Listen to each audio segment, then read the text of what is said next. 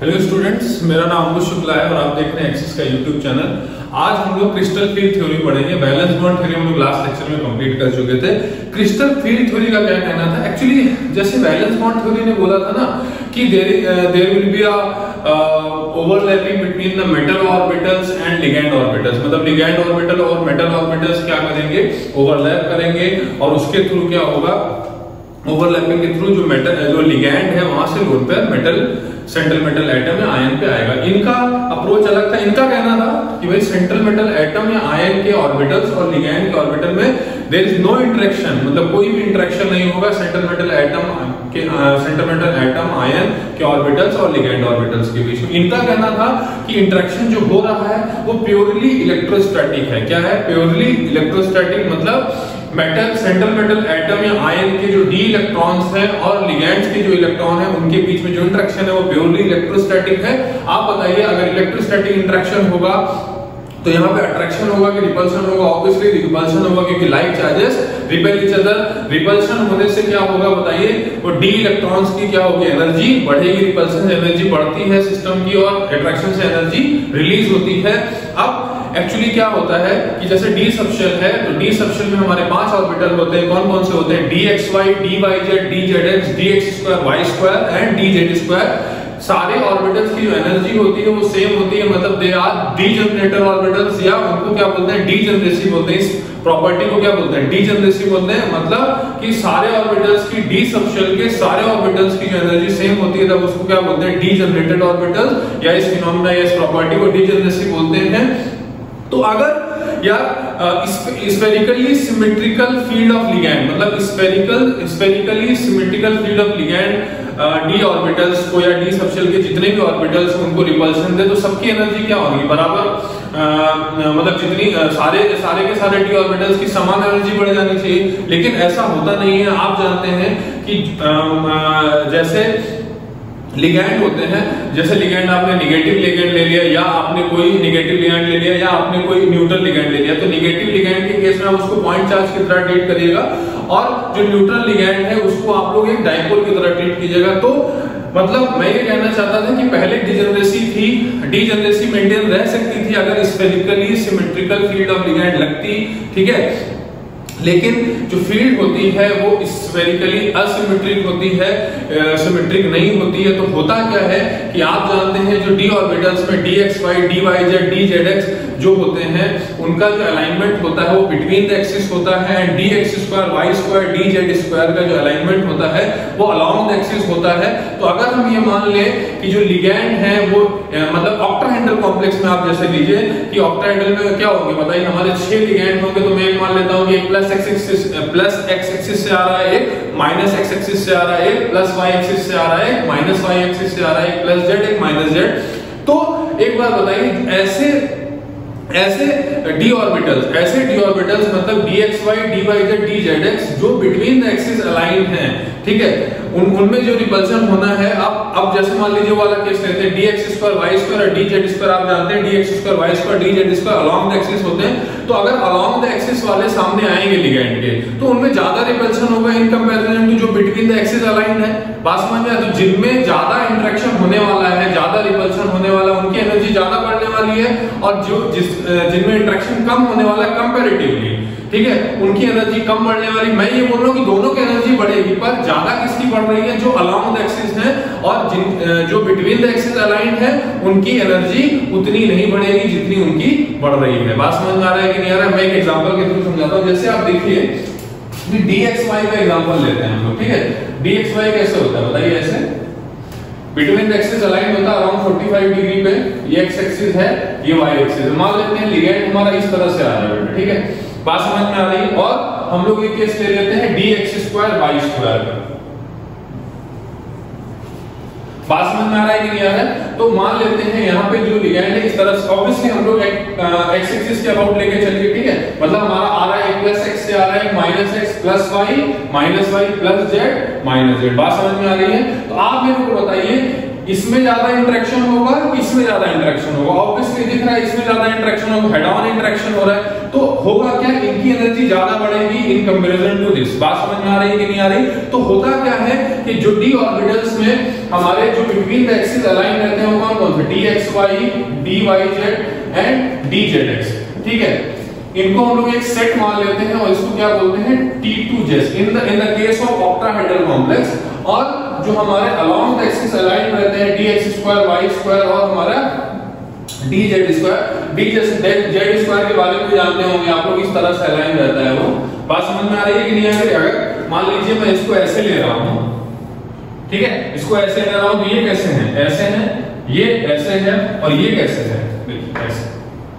बात समझ में आ रही है कि नहीं आ रही? ठीक है, ये ऐसे रहेगा। बात समझ में आ रही है? तो ये वाले तो सारे बिटवीन द एक्सिस अलाइन रहेंगे और ये सब क्या रहेंगे, अलोंग द एक्सिस अलाइन रहेंगे। तो इनमें क्या होगा, ज्यादा रिपल्शन होगा, इनको हम लोग एक अलग सेट बोल देते हैं, Eg बोल देते हैं। तो होता क्या है कि इनकी एनर्जी क्या होती है, ज्यादा बढ़ती है और इनकी एनर्जी कम बढ़ती है। बात समझ में आ रहा है? तो क्या होगा, एनर्जी के हिसाब से ये अलग अलग हो जाएंगे, मतलब ये एनर्जी में इनकी ज्यादा होगी तो ये ऊपर में होंगे और ये क्या होगा, एनर्जी की कम होगी, ठीक है, तो ये कम नीचे होंगे, तो एक स्प्लिटिंग हो जाती है। इसको हम लोग क्या बोलते हैं, क्रिस्टल फील्ड स्प्लिटिंग। क्या बोलते हैं, क्रिस्टल फील्ड स्प्लिटिंग। बात समझ में आ रही है कि नहीं आ रही है? और इस जो प्रोसेस में एक एनर्जी रिलीज होती है, एनर्जी रिलीज होती है, उस एनर्जी को हम लोग क्या बोलते हैं, क्रिस्टल फील्ड। मैं आपको अभी फिर से एक बार अच्छे से बताऊंगा, क्रिस्टल फील्ड स्प्लिटिंग एनर्जी। क्या, C for crystal field splitting energy. और ये क्रिस्टल फील्ड स्प्लिटिंग एनर्जी है वो किस पे डिपेंड करेगी, हमारी मेनली दो चीजों पे डिपेंड करती है। क्या, एक तो लिगैंड पे कि लिगैंड कौन सा है, दूसरा क्या, सेंट्रल मेटल एटम या आयन पे चार्ज कितना, और तीसरी चीज कभी कभी बोली जाती है सेंट्रल मेटल एटम। आपके एनसीईआरटी में दो ही चीजें पॉइंट लिखा है, पर तीसरा पॉइंट भी कंसीडर कर सकते हैं कि सेंट्रल मेटल एटम या आयन का चार्ज कितना। बात समझ में आ रही है? यहाँ पे इलेक्ट्रोस्टैटिक इंटरेक्शन माना गया है between the d orbitals of metal atom या आयन और लिगैंड ऑर्बिटल्स या लिगैंड इलेक्ट्रॉन्स। यहाँ पे इलेक्ट्रोस्टैटिक इंटरेक्शन होगा जिसकी वजह से रिपल्शन होगा। रिपल्शन होने की वजह से सारे d ऑर्बिटल्स की एनर्जी बढ़ रही थी। अगर सब लोग अगर स्फेरिकली सिमेट्रिकल लिगैंड आते हैं तो सबकी एनर्जी समान रूप से बढ़ती, पर हुआ नहीं ऐसा। एसिमेट्रिक फील्ड रहती है, एसिमेट्रिक रहने से किसी की ज्यादा बढ़ रही है और किसी की कम बढ़ रही है, क्योंकि आपको पता है कि जो dxy, dyz, dzx है बिटवीन द एक्सिस अलाइन रहते हैं और ये अलोंग द एक्सिस अलाइन रहते हैं। अगर हम ये मान लें कि लिगैंड जो है वो अलोंग द एक्सिस आ रहे हैं, तो जो अलोंग द एक्सिस वाले हैं वो ज्यादा रिपल्शन खाएंगे और ये जो है बिटवीन द एक्सिस वाले कम रिपल्शन खाएंगे। तो उनमें क्या है, एनर्जी गैप आएगा।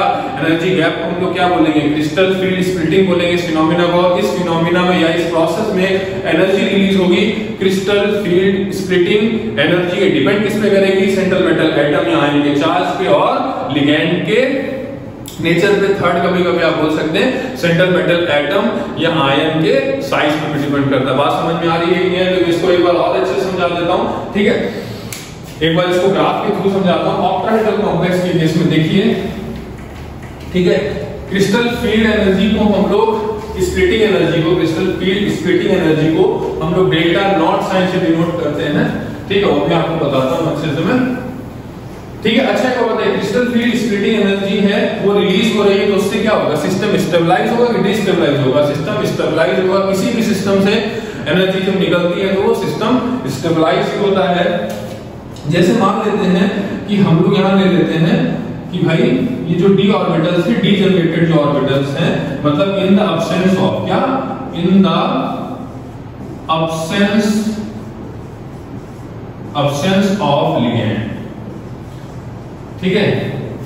और ये मैं एक हाइपोथेटिकल सिचुएशन ले रहा हूं यार कि spherically symmetrical field of ligand लग रही थी, तो क्या होगा, स्टेप 1 में मैं ले लेता हूं कि यार सबकी एनर्जी समान रूप से बढ़ गई, क्योंकि अल्टीमेटली आप ये याद रखिए कि जो एनर्जी सबकी बढ़ रही है, पर किसी की ज्यादा बढ़ रही है पर किसी की कम बढ़ रही है, तो एवरेज तो हमारे डी इलेक्ट्रॉन्स की एनर्जी बढ़ ही रही। अभी तक मैंने ये लिया कि सबकी समान रूप से बढ़ गई। इसके मतलब यहाँ पे मैं ये मान के चलो सिमेट्रिकल फील्ड ऑफ लिगैंड लेंगे, ठीक है। उसके बाद मैं इसको भी अलग कर दूंगा, ये स्टेप 1 हो जाएगा, मतलब ये एनर्जी बढ़ गई। अब क्या होगा, इस एनर्जी को या इस पॉइंट को हम रेफरेंस पॉइंट की तरह ट्रीट करेंगे। जैसे आपने फिजिक्स में बहुत बार किया होगा कि किसी भी पॉइंट को रेफरेंस पॉइंट लेते हैं, उसके यहाँ से एनर्जी हमारी 0 मान ली जाती है। मतलब पहले यहाँ पे मान लेते हैं 0, अभी हम ये मान लेते हैं कि भाई एवरेज सबकी एनर्जी बढ़ गई। और इस चीज को हम लोग क्या बोलते हैं, बोलो, बेरी सेंटर। क्या बोलते हैं, बेरी सेंटर या क्या बोलते हैं, सेंटर ऑफ ग्रेविटी भी कभी कभी बोलते हैं। यहाँ पे हम लोग रेफरेंस लेते हैं, मतलब मानते हैं कि यार इससे जो मतलब यहाँ पे जो है वो एनर्जी क्या है, यहाँ पे जो एनर्जी है वो जीरो है। ठीक है, अब देखिए अब होता क्या है, यहाँ ध्यान से देखना है। ये in the absence of ligand था, ये in the presence of ligand है, ये हमारा स्टेप 1 हो गया। ठीक है, अब क्या होगा देखिए, जब एनर्जी हम लोगों ने ये कर दी, मतलब यहाँ पे हमारे स्फेरिकली सिमेट्रिकल, अब क्या होगा कि आप देखिएगा कि ये हमने रेफरेंस मान लिया। अब क्या, जिन लिगैंड्स की एनर्जी जो ऑर्बिटल्स ऐसे थे जो अलाउंड एक्सिस अलाइन थे, उनकी एनर्जी बढ़नी थी, रिपल्सन उनको ज्यादा लगना था। तो वो जो सेट था हमारा, कौन सा सेट था हमारा बताइए, ईजी वाला जो सेट था। ठीक है, मतलब कौन सा, dx² y² एंड dz²। ठीक है, मतलब इस पे रिपल्सन लगा, ज्यादा रिपल्सन लगा, सिस्टम डिस्टेबलाइज हुआ, एनर्जी बढ़ गया। और इसके कंपैरिजन में जो T2G वाले थे, ठीक है, कभी ये गलती मत कर दीजिएगा कि इसकी जो एनर्जी है वो इससे नीचे मत लाइए, क्योंकि इससे एनर्जी बढ़ी है। मैं अगर इसको इसके रेफरेंस के हिसाब से देखूं कि भाई इसकी एनर्जी बढ़ी है तो क्या होगा, इनकी एनर्जी घटी होगी, इनके कंपेयर ये इनकी एनर्जी इसके रेस्पेक्ट में ज्यादा है, इसका मतलब इनकी जो एनर्जी है, सॉरी इनके रेस्पेक्ट में इनकी एनर्जी ज्यादा है, या इनके रेस्पेक्ट में इनकी एनर्जी कम है, लेकिन दोनों की एनर्जी पहले से ज्यादा है। तो अब देखिए यहाँ पे जो गैप आता है उसको बोला जाता है डेल्टा नॉट। इसको क्या बोला जाता है, क्रिस्टल फील्ड स्प्लिटिंग एनर्जी। बात समझ आ रही है कि नहीं आ रही है? मतलब इस रेफरेंस पॉइंट के हिसाब से अगर देखा जाए तो ये डिस्टेबलाइज हुआ है और ये स्टेबलाइज हुआ। क्या हुआ है, ये डिस्टेबलाइज हुआ। ये वाला जो सेट है, ये जो दो ऑर्बिटल्स हैं वो डिस्टेबलाइज हुए हैं, और ये इनका क्योंकि ज्यादा रिपल्सन सफर कर रहे हैं और ये कम रिपल्सन सफर कर रहे हैं, लेकिन इनकी एनर्जी इससे ज्यादा जरूर होगी। कभी ये मत कर दीजिए कि इसकी एनर्जी इससे कम होगी। ओवरऑल जो डी ऑर्बिटल्स की एनर्जी बढ़ी है, मैंने आपको बताया जो एवरेज एनर्जी है वो बढ़ी है, पर एवरेज के मुकाबले क्या हुआ है, एवरेज के हिसाब से देखा तो ये बढ़ा रहा है और ये घटा रहा है। ठीक है, पर ओवरऑल बढ़ी है पहले से। तो इसको डेल्टा नॉट बोलते हैं। बेरी सेंटर से जो एनर्जी ज्यादा होती है वो क्या होती है, 3/5 डेल्टा नॉट ऊपर होता है, और ये वाला क्या होता है हमारा 2/5 डेल्टा नॉट नीचे होता है। या आप कभी-कभी इसको माइनस भी ले लिया जाता है और इसको कभी-कभी प्लस में भी ले लिया जाता है। बात समझ में आ रही है कि नहीं आ रही? ठीक है, जैसे आप देखो कि अगर इसको प्लस लिया जाए और इसको माइनस लिया जाए, और इसके कितने ऑर्बिटल्स हैं हमारे, कितने, एक dxy है और एक क्या है dyz है, और एक क्या है बेटा बोलो dzx है। ठीक है, इसके दो ऑर्बिटल्स हैं, इसके दो ऑर्बिटल मल्टीप्लाई कितना आएगा, +6/5 आएगा।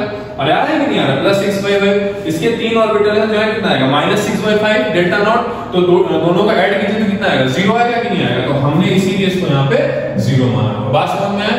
ये एनर्जी बढ़ा रहा है इस रेफरेंस लाइन के रेस्पेक्ट में। इसके रेस्पेक्ट में इमोशनल मत होइए कि इसके रेस्पेक्ट में आप तो बोलेंगे सर एनर्जी आप घटा दे रहे हैं, एनर्जी तो इसकी बढ़ रही है। मैं बोल रहा हूँ एनर्जी इसके रेस्पेक्ट में बढ़ रही है, पर इसके रेस्पेक्ट में अगर देखा जाए, बढ़ी हुई एनर्जी के रेस्पेक्ट में देखा जाए तो ये बढ़ा रहा है इतना और ये इतना घटा रहा है, ओवरऑल बढ़ी है। तो 3/5 को अगर आप 2 से मल्टीप्लाई कीजिए, 3/5 डेल्टा नॉट को, तो 6/5 आएगा, और इसमें क्या आएगा, -6/5 डेल्टा नॉट आएगा। दोनों को ऐड करेंगे तो 0 आएगा। डेल्टा नॉट किस पे डिपेंड करेगा, जो हमारा क्रिस्टल फील्ड स्प्लिटिंग एनर्जी, और ये एनर्जी रिलीज होती है। बात समझ में आया? तो इससे सिस्टम स्टेबलाइज होता है। ये हमारी मेनली दो चीजों पे डिपेंड करता है। एक तो हमारा नेचर ऑफ द लिगैंड पे डिपेंड करता है, ठीक है, और दूसरा सेंट्रल मेटल आयन के चार्ज, और तीसरा कभी कभी पॉइंट बोला जाता है कि साइज ऑफ द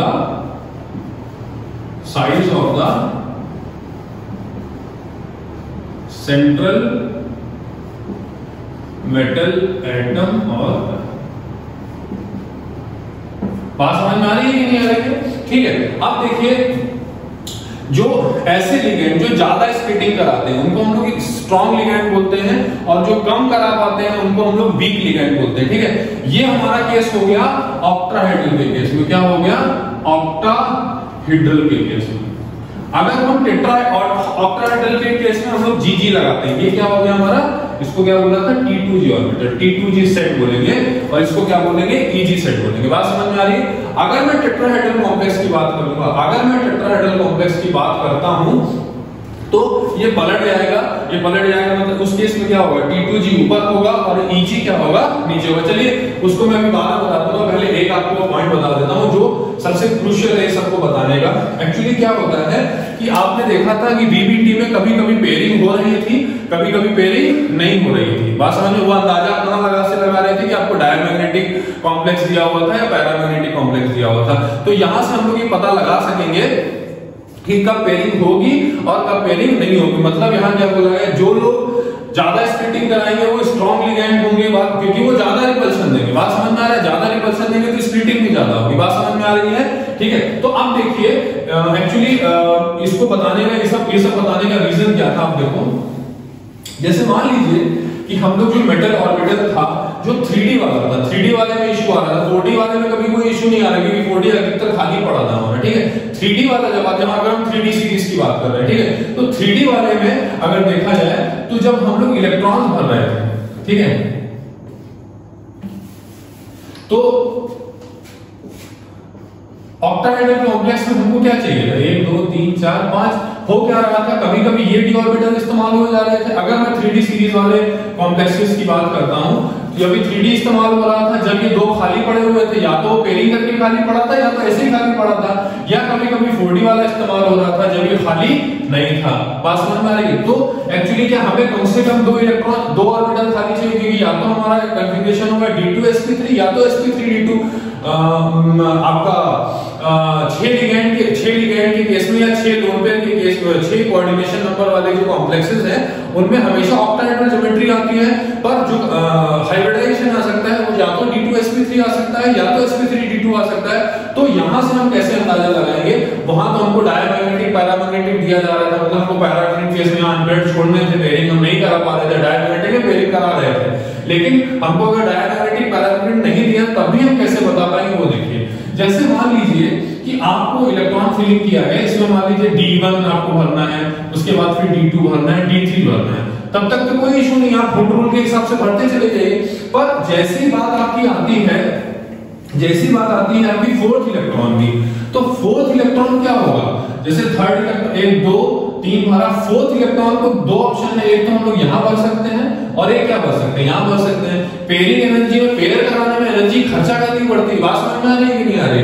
तो यहाँ ये देखना होगा कि जब यहाँ पे 4th इलेक्ट्रॉन डालना है तो यहाँ डालेंगे तो हुड रूल के हिसाब से कोई दिक्कत नहीं है। लेकिन अगर यहाँ पे हमको पेयरिंग करानी होती थी, बात समझ में, जब हम लोग उस समय याद है डायमैग्नेटिक केस में अधिकतर हम लोग पेयरिंग कराते थे, या स्क्वायर प्लेनर ज्योमेट्रीज में dsp2 वाले में हम लोग पेयरिंग करवाते थे।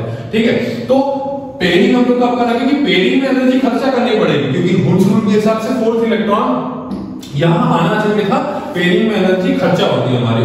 तो अब देखा जाएगा कि यार जो D4 है, D4 के लिए हमारे 2 केसेस हो जाएंगे। पहला ये क्या हो जाएगा कि या आप सीधे यहाँ पे इलेक्ट्रॉन भर दीजिए, मतलब अगर यहाँ पे इलेक्ट्रॉन भरते हैं तो क्या होगा बताइए, ये जो सेट हो गए ये तुम्हारी स्टार्टिंग वाले कितने T2G से हमारे 3 सेट हो गए और ये 2 सेट हो गए EG वाले। ठीक है, तो अगर D4 के केस में 2 कंडीशन हो सकती हैं, एक ये ध्यान से समझिएगा इसको, T2G है तो एक ये हो सकता है और एक आपने EG में डाल दिया। एक ये हो सकता है कि T2G हो गया, T2G में क्या किया, 4th इलेक्ट्रॉन T2G में डाल दिया, मतलब यहाँ पेयरिंग कराई जा रही है, पेयरिंग में एनर्जी खर्चा होती है, याद रखिएगा, और EG फिर से खाली पड़ा रह गया है। तो होगा क्या, आप देखिए कि जब स्ट्रॉन्ग लिगैंड रहेगा तो स्प्लिटिंग क्या होगी, ज्यादा होगी। बात समझ में आ रहा है कि नहीं आ रहा है? तो इलेक्ट्रॉन वहां पहुंचाना मुश्किल होगा, बात समझ में आ रही है ना, वहां पहुंचाना मुश्किल होगा, जितना एनर्जी गैप ज्यादा जाएगा उतना इलेक्ट्रॉन वहां पहुंचाना मुश्किल होगा। और ये बोलेगा यार हम ज्यादा गैप दे रहे हैं, ज्यादा स्प्लिटिंग कर रहे हैं, एनर्जी भी तो रिलीज कर रहे हैं, उसी में से जो खर्चा पेयरिंग एनर्जी का आ रहा है वो कर लो। तो अगर स्प्लिटिंग एनर्जी ज्यादा होगी, मान लीजिए कि स्प्लिटिंग एनर्जी ज्यादा होती है कंपैरिजन टू पेयर एनर्जी, क्योंकि ये हमारी एनर्जी रिलीज हो रही है और ये हमारी खर्चा हो रही है, तो भाई अगर ये दे रहा है, देने को तैयार एनर्जी रिलीज होगी तो वो इस्तेमाल हो जाएगी, मतलब पेयरिंग पॉसिबल होगी। तो जब डेल्टा नॉट ग्रेटर देन जी होगा तो इस तरह का हमारा कंफिग्रेशन आएगा। बात समझ में आ रही है कि नहीं आ रही है? अगर स्विच इलेक्ट्रॉन आएगा तब भी इसी में आ जाएगा, पेयरिंग यहाँ पे हो जाएगी, ठीक है। लेकिन अगर भाई स्प्लिटिंग उतनी हो ही नहीं रही है, स्प्लिटिंग हो ही नहीं रही क्योंकि एनर्जी उतनी रिलीज नहीं हो रही, तो पेयरिंग के लिए एनर्जी आएगी कहां? हम तो बाहर से एनर्जी देंगे नहीं।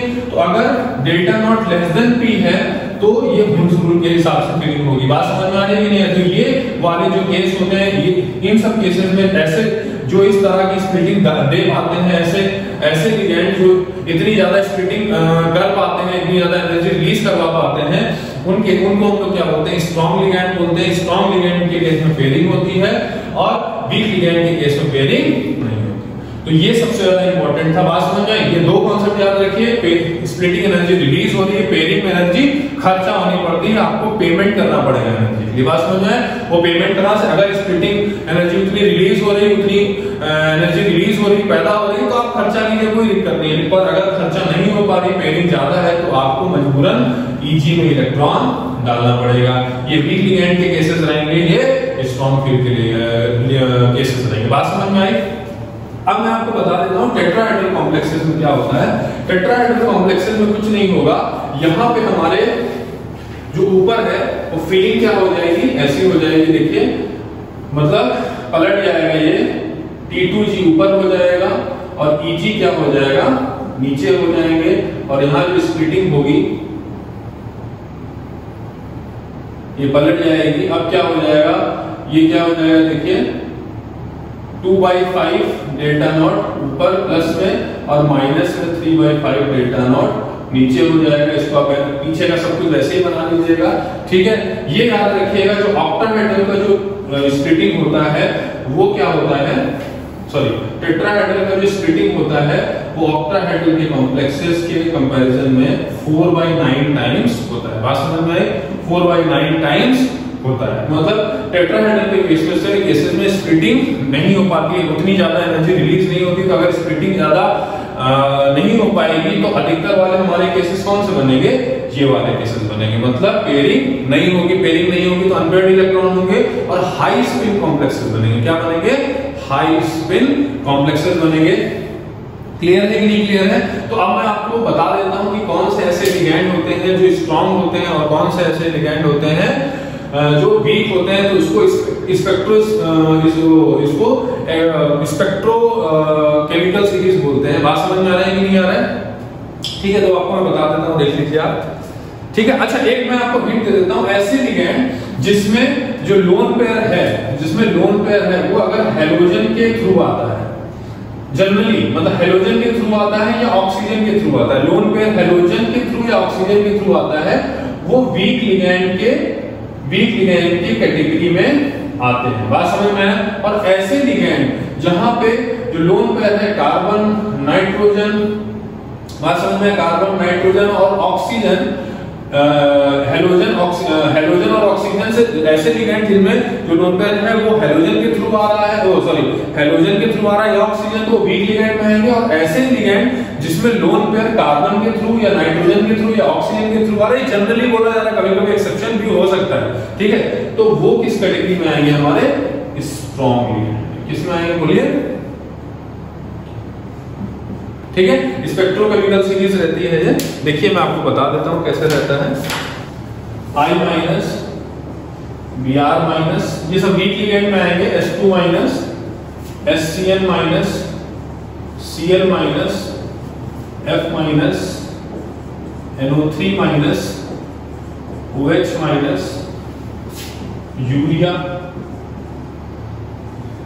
ETOH, एथिल अल्कोहल की बात कर रहे हैं, ठीक है। और भी देख लीजिए, C2O4, 2-, O2-, H2O, NCS-,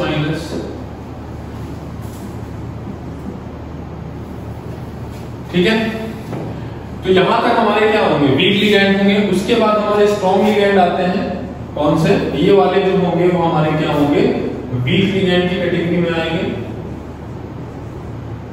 ठीक है। और स्ट्रॉन्ग वाले केस में देख लीजिए, ETTA, उसके बाद NH3, pyridine, ethylene diamine, naphthalene, ठीक है, NO2 माइनस, Cn माइनस और C। ये किस में आएंगे हमारे स्ट्रॉन्ग में,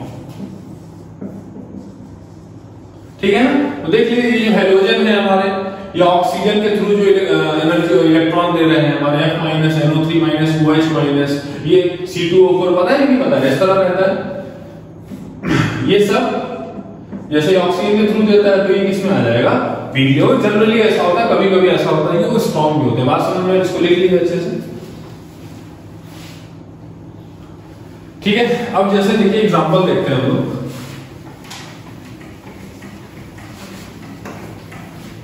ये आपको याद रखना है, करते करते प्रैक्टिस हो जाएगी आप लोगों की। जैसे आपको बोल दिया जाए कि K4 FeCN6 है, तो आप इसकी ज्योमेट्री बताइए, ठीक है। सबसे पहले वही काम करेंगे हम लोग, क्या करेंगे, Cn किसमें आ रहा है, स्ट्रॉन्ग लिगेंड में आएगा, पेयरिंग की हैसियत है उसकी, ठीक है। तो ये क्या हो जाएगा बताइए, इस पे कितना +4 चार्ज है, इस पे कितना है -4 है, तो x जो है वो निकालना है, तो x क्या हो जाएगा -6 = -4, समझ आ रहा है, Cn में माइनस चार्ज है, तो x कितना हो जाएगा बोलिए, +2 हो जाएगा। बात समझ आ रही है कि नहीं आ रही है, ठीक है। तो अब देखिए आयरन के लिए इसमें देखिए सर P हो कर 1 आ, तो क्या हो जाएगा बताइए, आयरन का कितना रहता है इलेक्ट्रॉन, वो एटॉमिक नंबर 26, मतलब 4s2 3d6 रहता है कि नहीं रहता। आउटर मोस्ट इलेक्ट्रॉनिक वैल्यू है +2, तो मतलब इलेक्ट्रॉन हमारे कहां से जाएंगे बताइए, s से जाएंगे, तो Fe क्या लिखेंगे, Fe2+ लिखेंगे, तो क्या हो जाएगा बताइए, 3d6 4s 0, मतलब केस क्या रहेगा, d में इलेक्ट्रॉन्स 1 2 3 4 5 और 4s नहीं, 4s खाली पड़ा है, और हमारा 4p खाली पड़ा हुआ है, और हमारा 4d भी खाली पड़ा है। ये क्या हो गया, 3d का केस हो गया, ये 4s है और ये 4p है, और ये क्या है बोलो 4d। बात समझ आ रही है कि नहीं आ रही है। अब इलेक्ट्रॉन फिल करते हैं इसमें, ऐसे रहेगा 4 कुछ है, ठीक है। अब Cn एक स्ट्रॉन्ग फील्ड लिगैंड है, तो उसको क्या चाहिए मतलब ऑक्टाहेड्रल कॉम्प्लेक्स है, तो या तो हमारा कन्फिग्रेशन क्या रहेगा, D2sp3 रहेगा बेटा, या क्या रहेगा बताइए, sp3 D2 रहेगा। बात समझ में आ रहा है कि नहीं आ रहा है। तो अब देखिए स्ट्रॉन्ग फील्ड लिगैंड है, तो ये क्या कर सकता है बताइए, जो इलेक्ट्रॉन को क्या कर सकता है, पेयर करा सकता है कि नहीं करा सकता है, बोलिए पेयर करा सकता है। तो ये क्या करेगा, दो d ऑर्बिटल खाली कर रहे हैं, तो इसको क्या भेजेगा, यहां भेजेगा, और इसको कहां भेजेगा, यहां भेजेगा। तो इस केस में देखिए क्या होगा, इस तरह से हो गया। बात समझ आ रही है कि नहीं आ रही। लेकिन अगर हम CFT के थ्रू समझा रहे हैं, VBT, जैसे मान लीजिए हम लोग स्ट्रॉन्ग फील्ड और वीक लिगैंड समझ गए, ये तो हम लोग VBT के थ्रू बता रहे हैं हाइब्रिडाइजेशन वाला। लेकिन अगर हम लोग इस वाले केस को CFT की तरह देखें तो क्या होता है, उसमें कैसे इस टाइप से लिखा जाता है कि भाई ये T2G हो गया और ये क्या हो गया, Eg लेवल हो गया। बात समझ में आ रही है कि नहीं आ रही। तो T2G में हमारे अब ये क्या होगा, ये स्ट्रॉन्ग फील्ड लिगैंड है, क्योंकि हम हाइब्रिडाइजेशन के बारे में बोल नहीं सकते, क्योंकि CFT ने कभी हाइब्रिडाइजेशन के बारे में बोला नहीं है। तो क्या होगा, पेयरिंग कराने से क्या होगा, T2G में हमारे कितने इलेक्ट्रॉन हो जाएंगे बताइए, कितने हो जाएंगे, 1 2 3 4 5 6 हो जाएंगे। और Eg हमारा क्या पड़ा हुआ है बोलिए, खाली पड़ा हुआ है। T2G में 6 इलेक्ट्रॉन, ये खाली पड़ा हुआ है। उसके बाद क्या होगा, ये 2 ऑर्बिटल खाली हो गए, ये ऑर्बिटल 2 1 3 4 5 6 ऑर्बिटल हमारे खाली हो गए। तो 6 ऑर्बिटल में हमारे 6 लोन पर आ सकते हैं कि नहीं आ सकते हैं। तो हाइब्रिडाइजेशन कौन सा होगा बोलिए, D2sp3, मतलब ये मिल के आपस में क्या बना लेंगे बताइए, वही। अब हम लोग जो आंसर देंगे, जो हमारा आयरन का ज्योमेट्री है वो कैसे पता चलेगी, तो हम लोग CFT और VBT में हमने जो पढ़ा था वो कंबाइंड जो हमारी नॉलेज है उसके थ्रू हम लोग आंसर देंगे। लेकिन एक अच्छी बात है कि यहाँ पे आपको ना डायमैग्नेटिक दिया जा रहा है ना पैरामैग्नेटिक दिया जा रहा है, तो आप ये सब के बारे में खुद आइडिया लगा पा रहे हैं। तो VBT की ये कमी थी कि मैग्नेटिक डाटा कॉम्प्लेक्सेस के मैग्नेटिक डाटा का सही इंटरप्रिटेशन वो नहीं दे पाया, क्वांटिटेटिव इंटरप्रिटेशन वो नहीं दे पाया। बात समझ में आ रही है कि नहीं आ रही है।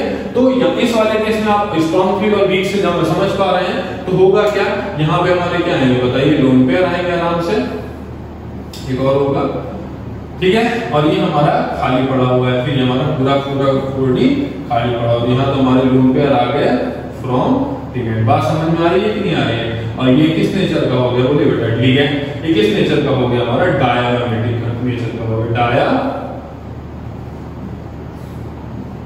डायमैग्नेटिक नेचर का हो गया। बात समझ आ रही है कि नहीं आ रही है? तो इस तरह से आप लोग क्वेश्चंस करते हैं, ठीक है। तो ये सारा कुछ पढ़ लिया, ओके।